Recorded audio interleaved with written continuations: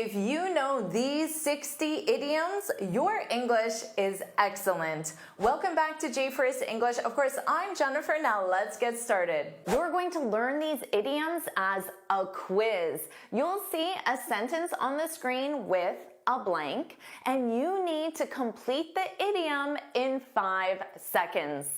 After you'll learn the correct idiom, you'll review an example sentence, and you'll listen to natives using that idiom. Are you ready? Question 1. At the beginning of our meeting, we shared our favorite food to break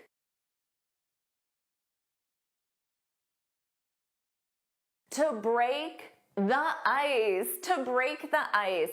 This is an idiom that means to have conversation or activities to overcome initial awkwardness or tension when people are meeting for the first time. For example, you can share your favorite food or play a little game to break the ice.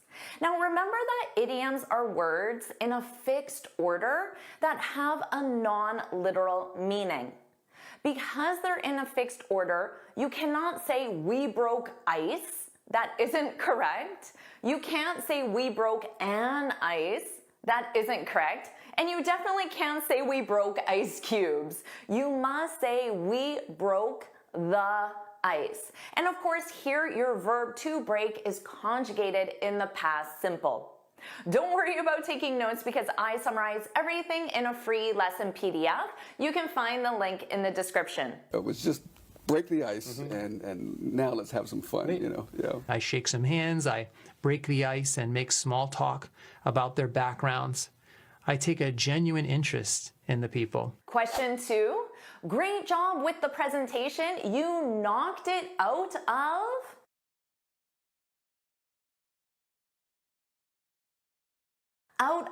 the park. To knock something out of the park. This is a fun idiom.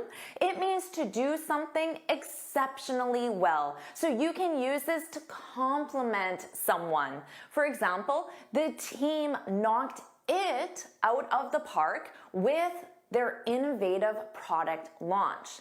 Now notice how I used it before I specified the something, which was the innovative product launch.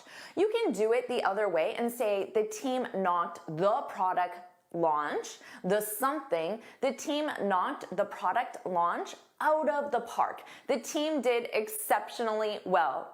So hopefully you're thinking this lesson is amazing. Jenifar knocked it out of the park. Of course, the it is this lesson. So do you agree? Am I or did I knock it out of the park? If you agree, put that's right, put that's right in the comments. Whatever it is, you knock it out of the park because you're educated at this great college. Traditional public schools knock it out of the park in many places. My guess is they'll continue to thrive, the ones that are good.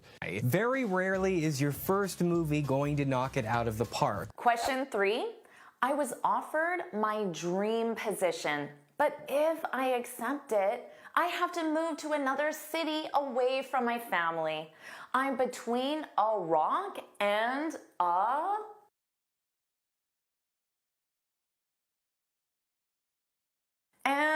a hard place. Did you get this one? To be between a rock and a hard place. This means to be faced with two difficult or undesirable options. He's between a rock and a hard place, having to choose between a promotion and moving to a new city. So notice how I used the idiom first and then I identified the two undesirable or difficult options. You could also say, I'm between a rock and a hard place. If I tell the truth, it could hurt my friend. So the other option is implied. You tell the truth or you don't tell the truth. They were caught between a rock and a hard place, and they ended up choosing the hard place. Really between a rock and a hard place. And to find that officers sometimes make mistakes, I think is understandable. It's to be expected. They're between a rock and a hard place in economic policy. Are you enjoying this lesson?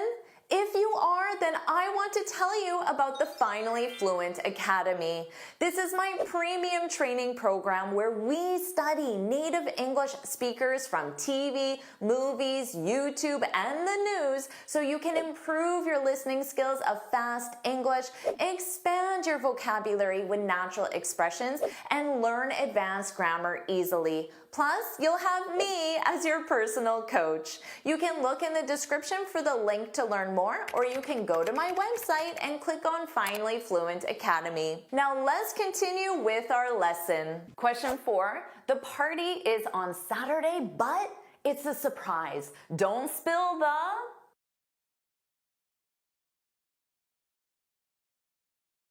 Don't spill the beans. To spill the beans, this means to reveal a secret or disclose information unintentionally.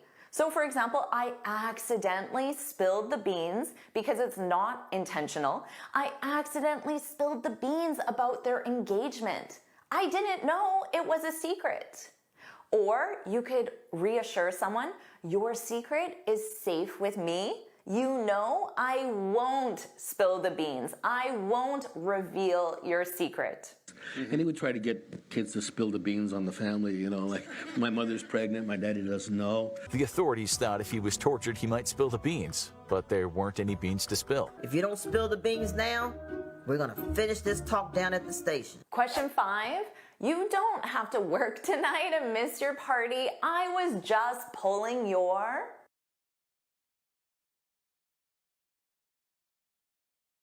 I was just pulling your leg. To pull one's leg, your leg, this means to tease or joke with someone in a playful way. For example, to joke with your coworker, you could say, the boss wants us to work late tonight and organize all the boxes in the storage room.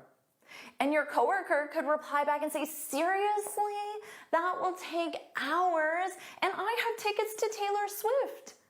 And then your coworker can say, I'm just pulling your leg. You're teasing your coworker. Enjoy the show. I was just pulling your leg. Pressed his nose up against mine, gave me this evil smile and said, I was just pulling your leg. I was just pulling your leg. I pull stuff up all the time. Question 6, I got Taylor Swift tickets. Cloud 9.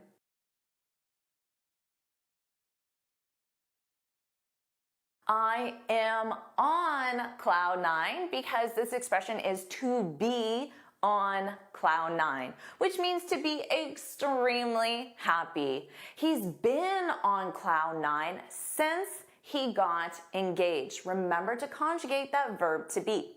The team was on cloud 9 after winning the championship game. I'm on cloud 9, yes. And then guess what? Does it last? Yeah, I think that honestly, I'm still kind of on cloud 9 from Sunday when Aquafina won. As you can imagine, I was pretty much on cloud 9 then. Question 7, the client didn't like the proposal, so we have to start from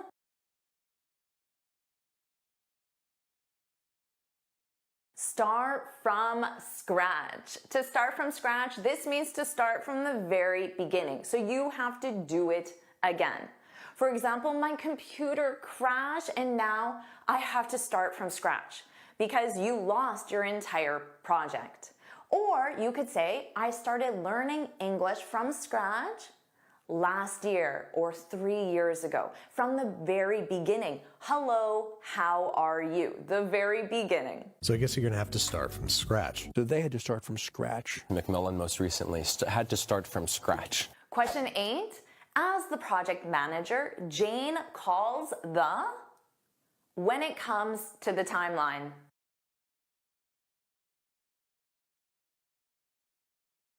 Jane calls the shots, a great position to be in. To call the shots means to be in control. This is my house, I call the shots. Or if someone is new to a team, they might ask, who calls the shots around here? Who is in control? Well, then you're destined to have the existing power structures call the shots. Instead, pharmaceutical companies call the shots. The FDA effectively allows them to monopolize drugs via patents. If I get the chance to call the shot, we're not going to be this stupid. Question 9. Since this is the first time you missed a deadline, I'll let you off.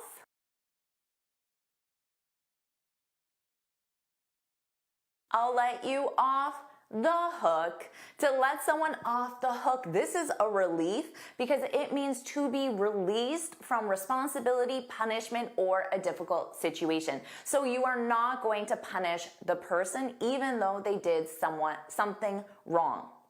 I can work late tonight and finish the proposal. You're off the hook. You're relieved of that responsibility. Or perhaps, if I let you off the hook, you have to promise to never do it again. God, I don't want to let him off the hook. That may be hard to swallow, but it also means we're off the hook. It's not my fault the way I feel. Now, sales does not get off the hook with this process. How are you doing so far? Question 10, the flight was delayed because of the weather. There's no use crying over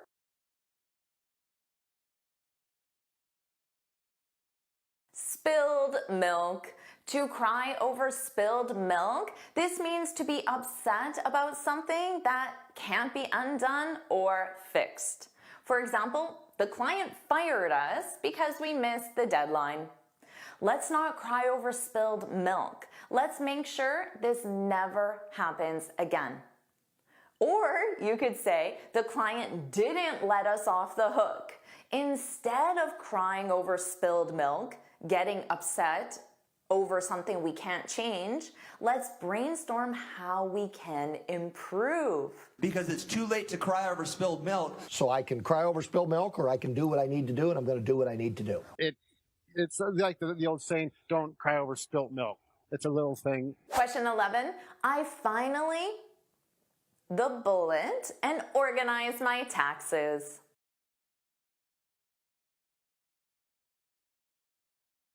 I finally bit the bullet. Did you get the correct verb conjugation? The idiom is to bite the bullet. Bit is the past simple.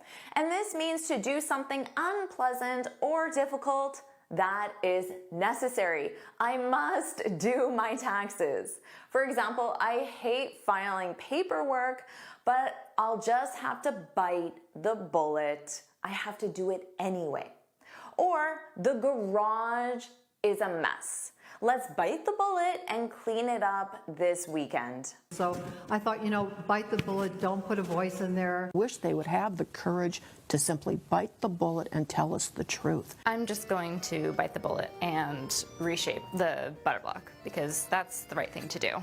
Question 12, we're going to hot water when the boss finds out we didn't send the proposal.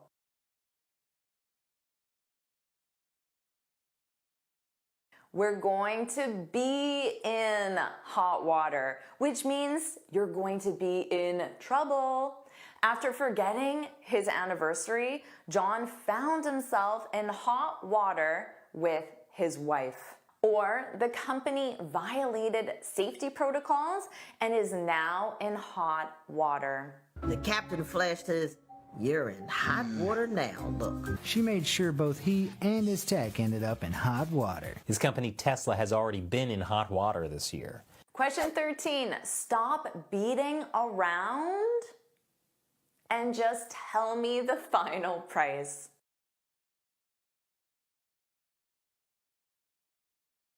Stop beating around the bush. This means to avoid the main issue or topic. So it means to speak indirectly. And we usually do this if the topic is sensitive or awkward. But you might tell your friend when you ask your boss for a raise, don't beat around the bush. Ask your boss directly. Be direct. Or you could say, after beating around the bush for 10 minutes, talking indirectly about the main topic, he finally asked me out, which means he asked me on a romantic date. If you beat around the bush with people, they'll say, "Well, I'll give you a small gift." I say, "No, I really need your help." Big help. Let's not beat around the bush. You know you've thought about it, and today we're going to answer it. There's no need to beat around the bush here. Your preview just needs to tell your reader exactly what you have in store for them. Question 14, everyone in California on the bandwagon and learning how to play pickleball.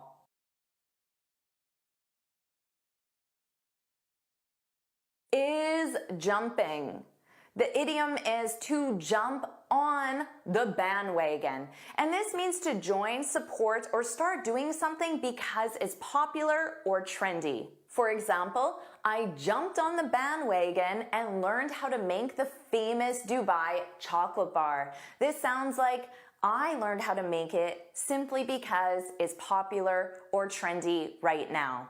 You could also say many companies have jumped on the influencer bandwagon. So notice here I'm using an adjective, influencer, to describe the bandwagon. So they know the topic of popularity or trend. Influencer. The success of one film or genre inspires others to jump on the bandwagon. We're kind of hoping to jump on the bandwagon that drags it back the other direction. Not a good time to jump on the bandwagon. Question 15, influencers are a dozen these days.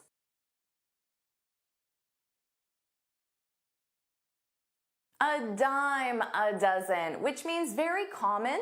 It can also mean inexpensive or easy to find. Now keep in mind, this sounds negative because it implies a lack of uniqueness or special value. For example, nowadays, pickleball teachers are a dime a dozen. They're very easy to find. Everyone is a pickleball teacher because everyone's jumping on the bandwagon, the pickleball bandwagon. Or you could say talented singers are a dime a dozen in this competition. Everyone is a talented singer.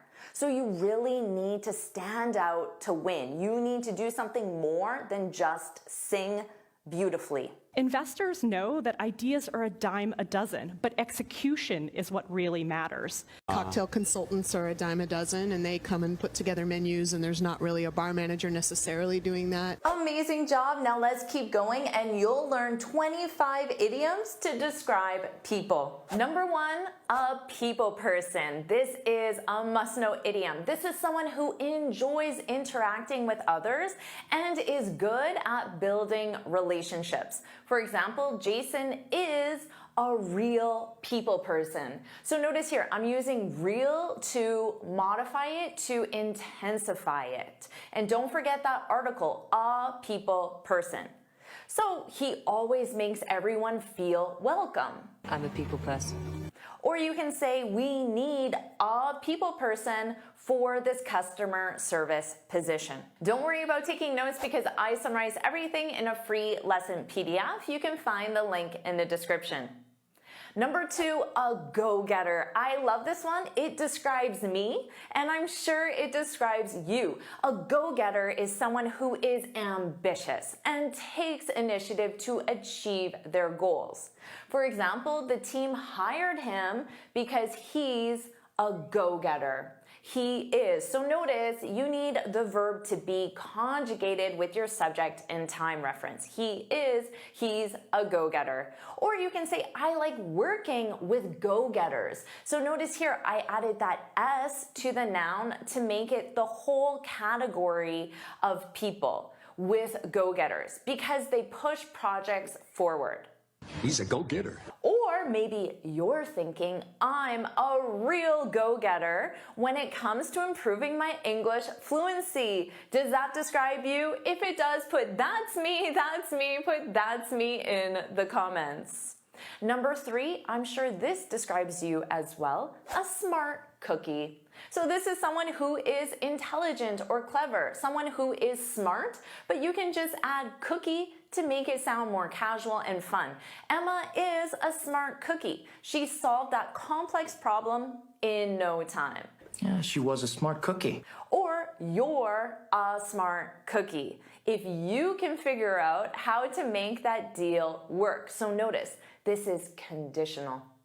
Number 4, a social butterfly. This is someone who is very outgoing and enjoys socializing with others. I wouldn't say that describes me, to be honest. At the party, Noor was a social butterfly, talking to everyone in the room. Or you can say as a. This is a very powerful structure, so remember this, and I'll show you more examples as we go on. As a, and then any of these idioms. As a social butterfly.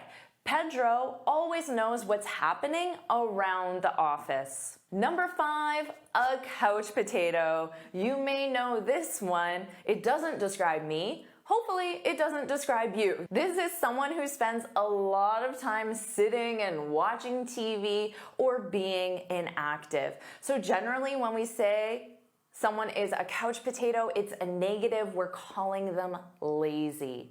So you might say, I used to be a couch potato. So that is in the past, but not the present. But now I enjoy going to the gym. Or you might use the imperative in the negative and say, don't be a couch potato.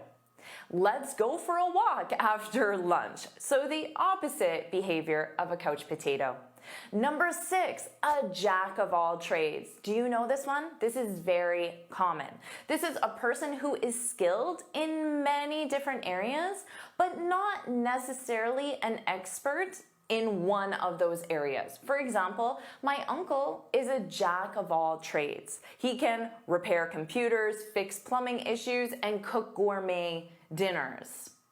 Or remember that as a. Don't forget that article if it's a singular. So in this case, it is because it's a jack. As a jack of all trades.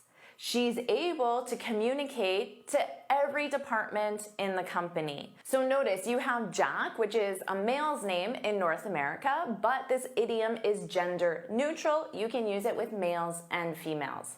Number 7, a straight shooter. This is a positive idiom. It's someone who is honest and straightforward. So straightforward in the sense that they tell you information directly. I appreciate working with Peter. He's a straight shooter. Or the manager is a straight shooter. She gives constructive criticism directly. Number 8, a big shot. Do you know this one? This is a person of great importance or influence in a particular field or organization. Now, you might say to your friend or colleague, don't be intimidated by him because he's a big shot. So you might think that someone who is a big shot isn't a people person, isn't approachable, but don't be intimidated. Oh, Ken Park's such a big shot. Or you can say, Evelyn's been acting like a big shot since she got promoted. In this case, it sounds negative. So it sounds like she's acting like she's more important than everyone else because she got promoted. So notice that verb in this case, acting like a big shot. Number 9, set in one's ways. This is someone who is resistant to change and prefers things to remain the same. Does that describe you? My grandmother is set in her ways. So notice it needs to be possessive to the person. And here's an example of how she's set in her ways. She still refuses to use a smartphone. Or he's so set in his ways, and don't forget that S, it's always S on ways, that he instantly dismisses any new ideas. So if he dismisses them, it means he doesn't consider them. He just says no. Number 10, a worrywart. Hopefully this doesn't describe you. This is someone who worries excessively, so a lot, about things, often unnecessarily. So you might say, don't tell Sarah that the client didn't like the presentation. She's such a worrywart. So she'll worry about it tonight, tomorrow, a month from now, even though it's not a big deal. Oh, Herbert, you're such a worrywart. Or you might tell your friend, your sister, your husband, don't be a worrywart. The project isn't due for weeks, so they're staying up at night worried because they're a worrywart. Number 11, a cheapskate. A cheapskate. Have you heard this one? This is someone who is unwilling to spend money or is very frugal. This has a negative sound to it. For example, Tim brings his own popcorn to the movies. He's a cheapskate. Or don't be a cheapskate. So again, that imperative in the negative. Don't be a cheapskate. The more expensive one will last longer. Number 12, a cold fish. This is the opposite of a people person and the opposite of a social butterfly. This is someone who is emotionally distant or unfriendly. Dan may seem like a cold fish, but I think he's just shy. He's a cold fish. Or he can be a cold fish sometimes, especially in large groups. Number 13, a backseat driver. Maybe you've been a backseat driver or you've experienced this. This is someone who gives unwanted advice or tries to control a situation. So you can say, stop being a backseat driver, you're making me nervous. Nobody likes the backseat driver, Klaus. Now this is very commonly used when someone is actually driving and then the person beside you or in the back seat says, turn left, change lanes, go here, don't drive so fast. That's being a backseat driver. But you can also use this in a non-driving context. For example, stop being a backseat driver and let me handle the presentation my way. So this is someone who's trying to tell you, change this, do this, add this, but you don't want their advice. Number 14, a busybody. This is someone who is overly interested in other people's personal or private matters. You could say, I wish my neighbor would stop being such a busybody. So if you have a fence that divides your property, maybe your neighbor is always trying to look over your fence. That's a busybody. Or you can say, if you keep acting like a busybody, nobody will want to work with you. Number 15, a wet blanket. Hopefully this doesn't describe you. This is someone who dampens the mood or kills the fun. For example, it's only 9 p.m. and you want to go home?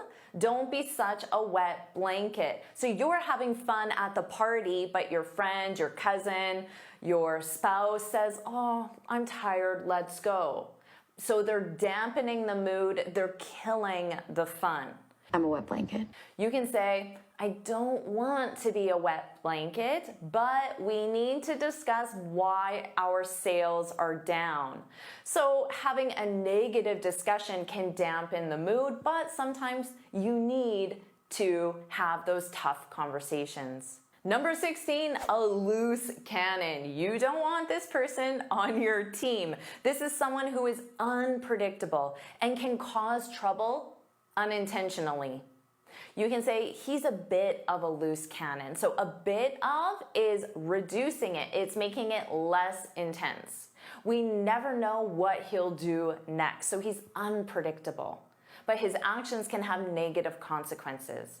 Or you can say a few members of the team are loose cannons. So here, notice because I have a few members, that's plural, so I need to add my S to the noun, loose cannons. They never follow protocols, which are the instructions. Number 17, do you know this one? A bull in a china shop. This probably describes me. This is someone who is very clumsy or careless, especially in delicate situations. Now, in this case, china refers to delicate porcelain or ceramics, not the country. You could say, don't ask Sarah to help you move. She's like a bull in a china shop. So notice here, I'm using to be like a and then the idiom, which means she's careless. She might break your items as she's helping you move. That probably describes me. Or you can say, I never go into antique shops. I'm like a bull in a china shop. So I might accidentally knock something over that's very valuable. Again, that describes me. Number 18, a dark horse. This is someone or something that is not well known, but has the potential to surprise or succeed. Talk about a dark horse. This is often used in competitions, political, sports. He was a dark horse in the competition, but in the end, he won first place. So he was not well known, but then he won. Or you can say she's a dark horse. No one expected her to be promoted so quickly. Number 19, a lone wolf. This is someone who prefers to work alone and doesn't like being part of a group. Here's that structure with as. As a lone wolf, he prefers handling projects on his own. I'm a lone wolf. Or you can say the lone wolf approach doesn't work in our company. We value teamwork and collaboration. Number 20, a know-it-all. Oh, you don't want to be this. This is someone who behaves as though they know everything and refuses to listen to others. So again, because this is a negative, you could use the imperative in the negative. Don't. Don't act like. You could say don't be, or you can use to act like. Don't act like a know-it-all. You need to listen to other ideas before making a decision. Or you can say, I don't want to seem like a know-it-all, but I have experience with this issue. 21, a creature of habit. You probably know this one, so let's make sure you feel comfortable using it. This is someone who prefers routines and does things in the same way all the time. This definitely describes me. Amelia is a creature of habit, so she won't like these new changes. In this case, that sounds more negative, that the person isn't open to change. So in that case, it doesn't describe me, but this next one does. As a creature of habit, I've been eating the same breakfast for over 10 years. This is true. Ask my husband. He is sick of oatmeal every day, but that's what we have. Number 22, a breath of fresh air. This is someone or something that is new, refreshing, and brings positive change. You can say working with Emily has been a breath of fresh air. So she brings new ideas to every meeting. She brings a new perspective, new energy, new personality. She's a breath of fresh air, and this is positive. You can say after the long meeting, the interactive presentation, so something was a breath of fresh air and lifted everyone's spirits. So it was a welcome change. 23, a stickler. I like this one. Now you can say a stickler for the rules. That's the full idiom, but most natives, we drop the for the rules and just say stickler. This is someone who insists on following rules strictly and doesn't like bending them. So bending them means changing them slightly if the consequence doesn't seem extreme. For example, Greg is such a stickler, he won't even let us leave 5 minutes early. So in this case, although the shift ends at 5, does it really matter if people leave at 4:55 on a Friday? So you bend the rules. You let people leave 5 minutes early, but Greg will not because he's a stickler. Or you could say, I'm a manager now, so I need to be a stickler. I need to enforce the rules. It's my job. Number 24, this is for all the parents, a class clown. This is a person, usually a child, who is always joking or causing trouble in a funny way. But we generally use this with kids in school. For example, my son was a complete class clown. So complete intensifies it, a complete class clown. But now he's a big shot on Wall Street. Or you can say often kids act like class clowns because they're bored or unengaged. And idiom 25, a tough nut to crack. This is someone or something that is difficult to understand or deal with. You can say Tim is a tough nut to crack. It's hard to get him to open up. So to open up, that means to be honest about how he's feeling or the real details of his life. To open up. Or you can say the team has been trying to solve this issue for weeks. The issue is a tough nut to crack. So it's difficult to solve or understand. Think of all the idioms you've learned. Now you'll add 22 idioms for work to your vocabulary. Our first idiom, to see eye to eye. To see eye to eye. This means that you agree with someone or that there is agreement. You could say it's important that the team sees eye to eye on the project's objectives. You can commonly use this in the negative to say we didn't see eye to eye on the project objectives, which means you didn't agree.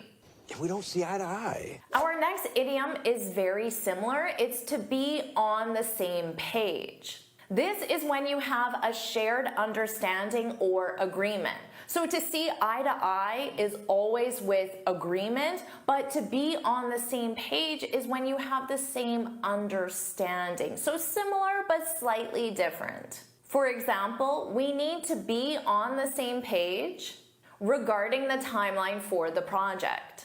We commonly use this with get. We need to get the team on the same page. So this sounds like right now the team isn't on the same page, and get is used for that transition. So we need to get the team on the same page. Go from not a general understanding to a general understanding. Are we on the same page? I love this one. To hit the nail on the head. This means that you describe exactly what is causing a problem or a situation. So simply, your description is 100% correct. For example, you really hit the nail on the head with your analysis. Your analysis was 100% correct. You could also use the something as the subject and say your analysis hit the nail on the head. Your analysis was 100% correct. Now don't worry about writing all of these idioms down because I summarize everything in a free lesson PDF, so you can look for the link in the description. Our next idiom, to have a lot on one's plate. This likely describes you, it describes everyone. I have a lot on my plate. This means you're very busy or you have a lot of tasks to complete. You might say, I can't take on any more projects right now. I already have a lot on my plate. You could also say, I have a lot on my plate with the conference. So you could specify a specific task and then say you have many individual tasks for that one item. The conference, you have many different things to do. I have a lot on my plate with the conference. To get the hang of, this will make you sound very natural. This is when you become skilled with or familiar with something. You could say, it took a while, but I finally got the hang of the new software. So now you're familiar with the software. You're skilled at using the software. Or you could say, using idioms was tricky at first, but I got the hang of them. And hopefully my videos are helping you do that. So put in the comments, I got the hang of idioms. I got the hang of idioms. Because I'm sure you'll get the hang of them very quickly. Next, to cut corners. This is a negative one. When you cut corners, it means you do something in the quickest or the easiest way possible, but you sacrifice quality. Now, hopefully your company says we can't afford to cut corners with our safety measures. And that means your company is going to do things properly, even if it takes longer, even if it's more expensive, because they're not willing to sacrifice quality. And if your company doesn't say that, they'll get a bad reputation, and someone might say, don't use that company, they cut corners, which is not a positive thing. You can't cut corners in life. A ballpark figure. This is a sports reference, but it's extremely common in business. You need to know this one.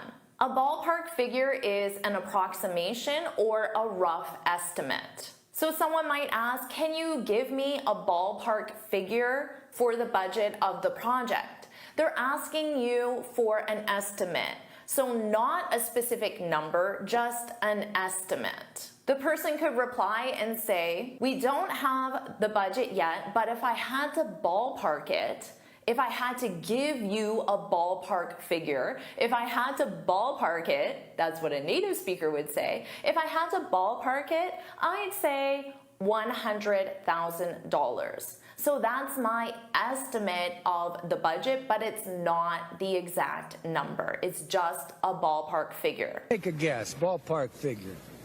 Our next one, maybe you know this, to be in the same boat. Have you heard this one? This is when you're in the same difficult situation as someone else. We're in the same boat when it comes to global warming. We're all in the same situation. It doesn't matter if it happens in India or Africa or New York, it affects us all. We're all in the same boat. I'm in the same boat. Back to the drawing board. This one is frequently used. This is when you have to start a task or project again because your previous attempt failed. For example, the marketing campaign didn't work as expected, so it's back to the drawing board. To pull strings. Ooh, I love this one. This is when you use your influence to manipulate or control a situation. For example, she managed to pull some strings and get the project approved. So this sounds like the project wasn't approved, but she had influence. Maybe she knew someone on the board that was approving the project. So she used her relationship with that person to get the project approved. She pulled some strings to get the project approved. Someone might ask you, how did you get VIP tickets to Taylor Swift? And you can reply back and say, I pulled some strings. I pulled some strings. Our next idiom, to cross one's fingers. This is used to hope for good luck or a positive outcome. For example, I'm crossing my fingers that the client likes our proposal. And notice that I'm doing the gesture. We commonly do the gesture in North America when we use this expression. We also use this as a reply to say, I hope so. So someone might say, you'll do a great job on the presentation. And you can simply say, fingers crossed. But it's very common to do the gesture. Does this gesture exist in your culture? Let us know in the comments. Say yes it does or no it doesn't. I'm really curious to know. Fingers crossed. How about this idiom? To be on the ball. Do you know this one? This means that you're alert and quick to understand or respond. So this is a positive one. Your boss might say, our team needs to be on the ball to meet the tight deadline. So the team needs to be very quick, very alert. They need to be on the ball. Our next idiom, to throw in the towel. I hope you never do this. This means to give up or surrender. So if you say, English idioms are so confusing, I'm throwing in the towel, it means you're closing this video, you're unsubscribing from my channel, and you're quitting. So please don't throw in the towel. She's throwing in the towel. So put in the comments, I won't throw in the towel, I won't throw in the towel, because sometimes it might seem difficult, but keep at it. I know you'll get the hang of it. Number 14, to have one's hands tied. This means you're unable to take action because of external circumstances. So maybe you ask your boss for an extra day of vacation and your boss says, "I'd like to help, but my hands are tied due to company policy." So the external situation or circumstance is the company policy. It forbids additional vacation days. So your boss can't do anything. Your boss's hands are tied. So to deliver bad news, a native speaker will commonly say, "Sorry, my hands are tied." My hands are tied. Next, to burn the midnight oil, something I never do. This is when you work late into the night. For example, we had to burn the midnight oil in order to meet the deadline. So I said this is something I never do, and that's because I believe that I'm more productive if I sleep for 8 hours. So I would rather sleep for 8 hours and then the next day I'll be very productive. If I burn the midnight oil, I'm going to waste an entire day because I'm not going to be productive. That's just my personal opinion. Next, to throw someone under the bus. Oh, this is a good one. This is when you blame someone else or sacrifice someone for personal gain or to avoid being blamed. So let's say two coworkers worked on a project together, but then one coworker publicly said the other coworker is the reason why the project failed, even though they made all decisions together. That coworker is going to be upset, and they can say, "I can't believe she threw me under the bus at the meeting." Sheldon threw us all under the bus. Number 17, to be on thin ice. This is when you're in a risky or dangerous situation. So let's say your boss says to you, "This is the third time you're late. You're on thin ice." That's not a good position to be because it means that you're in a risky or dangerous situation. In this case, you're at risk of losing your job. You're on thin ice. So management will say this to you to let you know that you're in trouble. You're on thin ice. Next, to hit a snag. This probably happens to people every single day. This is when you encounter unexpected problems, challenges, or difficulties. So let's say you're about to launch a new product and everything is going perfectly, but then we hit a snag when the supplier couldn't deliver the materials on time. But don't throw in the towel because I'm sure you can work through it. Number 19, to keep one's eyes peeled. This is when you stay alert and watchful for something specific. Your coworker could say, "Keep your eyes peeled for any updates on the project deadline." So your coworker is telling you to watch carefully for those updates. Keep your eyes peeled. Number 20, one that your boss is going to love, to cut a deal. This is when you reach an agreement. So an agreement is a positive thing. Your boss will be happy. But this usually happens after a period of negotiation. You could say, "It took us a while, but we finally cut a deal." Cut a new deal. Number 21, to be up in the air. This is when things are uncertain, undecided, or unresolved. For example, the conference is up in the air. So it's uncertain if you're even going to have a conference or the status of it, the planning of it. Everything is uncertain, undecided, unresolved. It's up in the air. Or you could say, "Our plans are up in the air. Nothing has been decided." That's up in the air. And finally, number 22, in the works. In the works. This means in progress, so currently being developed or finalized. The conference is in the works. We're working on it. We're developing it. We're finalizing it. Our plans are in the works. So they're not up in the air anymore. They're in the works. Wow, now you have 60 new idioms in your vocabulary. Put yes, yes, yes, yes, yes, yes, put yes, yes, yes in the comments if you want to keep learning idioms. And if I see enough students who put yes, yes, yes, I'll make another lesson just like this. And of course, make sure you like this lesson, share it with your friends, and subscribe so you're notified every time I post a new lesson. And you can get this free speaking guide where I share 6 tips on how to speak English fluently and confidently. You can click here to download it or look for the link in the description. And here's another lesson I know you'll love. Make sure you watch it now.